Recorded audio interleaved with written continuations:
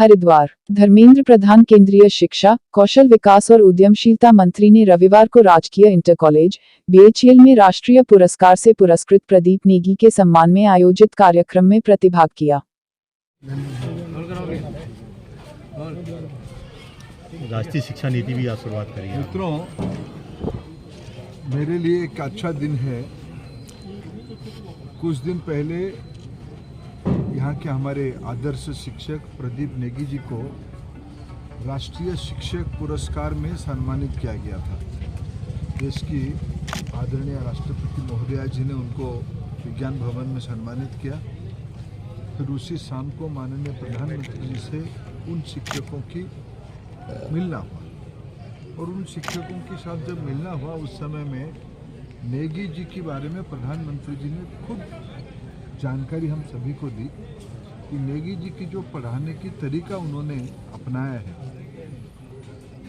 राष्ट्रीय शिक्षा नीति में अनोखी तरीके से बच्चों को डिजिटल कंटेंट के माध्यम से पढ़ाने की बात कही गई, लर्निंग की बात कही गई। उसकी एक प्रकार से प्रयोग इसी स्कूल में नेगी जी ने शुरू कर दिया था। कोरोना के समय में ऑनलाइन कैसे पढ़ाना और उसमें विद्यार्थिनियों को कैसे ज़्यादा समझ आए, इसकी उन्होंने एक प्रयोग किया।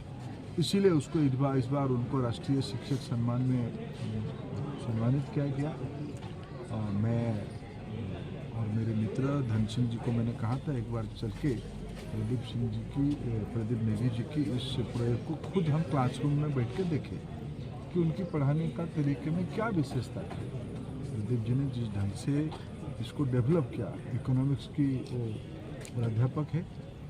12वीं की एक क्लास में मैंने बैठा, डिमांड सप्लाई की थ्योरी को कैसे उन्होंने बच्चों को एक सहज तरीके से, मैं खुद कैसे भी समझ पाऊँ, डिमांड सप्लाई के बारे में हम सब जानते हैं, लेकिन उसको एक ज्ञान की दृष्टि से कैसे समझे, नेगी जी ने उनको एक अच्छा कोर्स डेवलप किया।